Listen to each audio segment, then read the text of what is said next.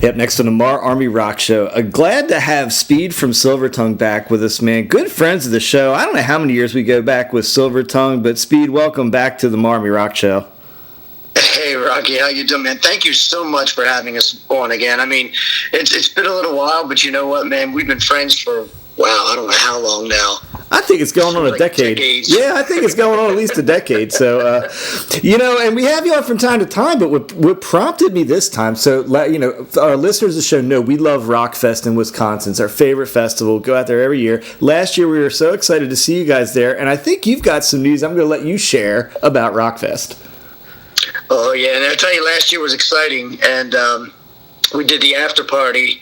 And it was amazing to see you guys in the crowd. I'll say that, man. It's so nice to be out on the road and see familiar faces and family out there. So that was very cool. But this year we got the call to come back to the Rockfest, and not just come back to it, to open the main stage.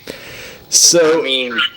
Wow. I mean, for folks listening that don't know, I mean, I've watched Kiss perform on that stage. I've watched the Scorpions, Judas Priest, Motley Crue. You're up there, And one of my favorite bands, Slipknot's going to be on there, so. Yeah, man. So how'd it go down, man? Did you guys have to, lobby? Because I will tell you, I've seen other bands go from that stage you were on last year to main stage. Tell us a little bit about it. What happened? Well, to be honest with you, man, we just, we were just so grateful to even get that slot last year. And to be honest with you, I'm not going to lie. We thought after party, oh, man, there's hardly going to be anybody there. And we followed Bobaflex, good friends of ours, Bobaflex. And shortly after that, we hit the stage, and we were kind of blown away by how many people, were coming from the mid stage up on the hill. There were people running down to get to that show, and I was just we were kind of taken back, we were just kind of looking around, going, "What's all right? This is way better than we thought it was going to be." And then after that, I mean, we must have stayed there till about 2 or 3 o'clock in the morning, just talking to people, and it was so great to meet, new faces and see how much people appreciate rock music. And we talked to a lot of the promoters that were there last year, and how much of a great job that they did for that festival. I mean, everything went smooth. There was no major hiccups, and it was just, everybody just had a great time. And how they put on this festival with having the campground surrounding it is just, it's so convenient for fans, and it's just one of the best rock fests we've ever played. I mean, it's amazing. We've been on Welcome to Rockville. We've been at Rockahoma. We've been all over the place. And I tell you, this festival is one of those great festivals, man. And we were, we played as hard as we could that night. And no matter what the temperature was, I couldn't breathe when we were playing, but we still gave it 125%. I mean, not that we've done any other time, but, seeing everybody that was there, we were truly excited. And then getting the call this year and then telling us that we were going to be opening the main stage. I don't care if it's 9 o'clock in the morning. You're opening the main stage. You did something right the year before. Oh yeah, man, and you will see Ms. Marr and myself up front there on that one, because we've had our season. I call them season tickets there. We've had our seats. You can renew them every year. So we've had our seats there for about 10 years. So I already know where we're sitting, but we're going to move up front because they'll let you do that earlier in the day. So that'll be a good time.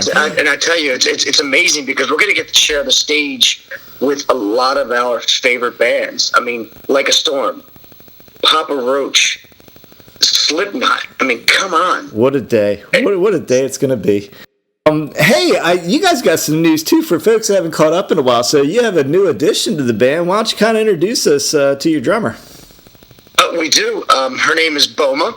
That's right. I said her name is Boma. A lot of people were taken back by that. But, when we had the opportunity to start auditioning, we put some feelers out there to some folks, and Cody had actually performed in a band with Boma a few years back, about 5-6 years ago, and he said, hey man, he said, I know this drummer Boma, and she's like really, really good. And I'm like, all right, well, let's hit her up. Can you show me some videos? And I seen the first video that I seen of her.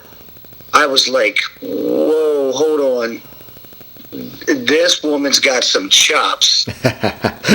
And she is just, it's odd because I'm not used to like only going through a few auditions. I've been through some auditions, through the past years of Silvertung, so and that's no secret. But when you get this feeling from someone like on their first audition, you're kind of taken back a little bit. And not only is she she's a great musician, she's very, very smart when it comes to music and not very knowledgeable when it comes to drums, but music in general.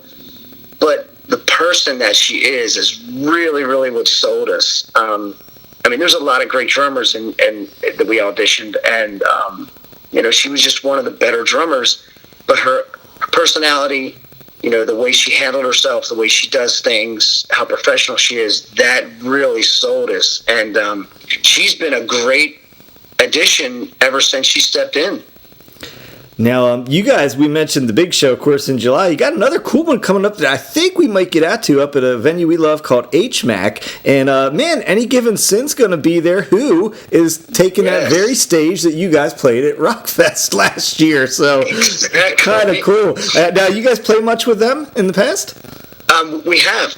We've been friends with Any Given Sin for quite a few years, and we've kind of worked side by side on a lot of shows, and we've shared stage with Saliva together a few times, and they're a great band.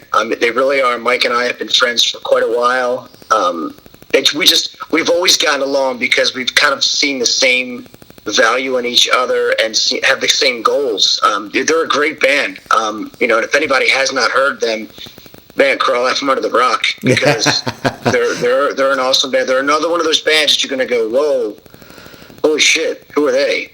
Yeah, I am so excited for the Baltimore, the Maryland presence out in Wisconsin this year. So February 8th, man, if you're in your striking range of Harrisburg, that'll be a good show up there. Rise Among Rivals, another Baltimore band up there that night. So, so for folks that don't know it, you released a cool record last year called But at What Cost. So maybe just give folks a couple of particulars about where that was recorded and who your producer was, that kind of stuff.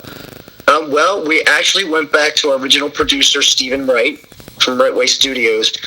We built such a great relationship with Stephen now, and we did a lot of things different on this album.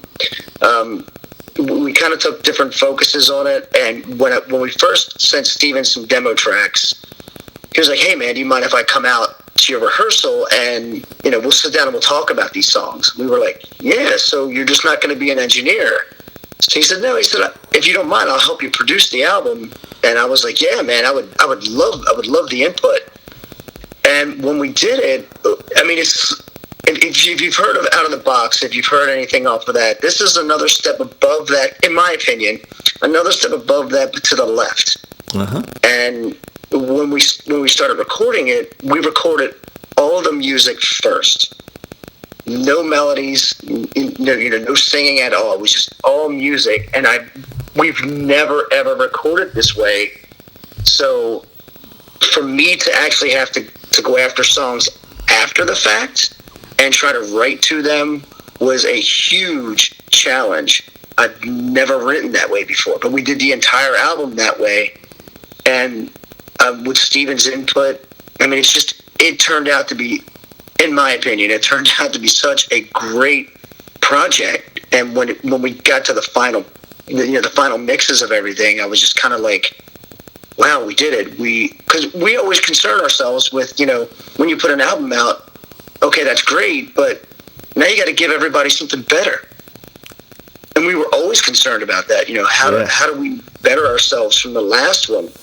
And in my opinion, again, I think we did. I think we really did. I think we set the bar high for us for the next album, and that's going to be another challenge. And I think we'll go back to Stephen Wright and work with him again. He's become a big part of Silvertung now.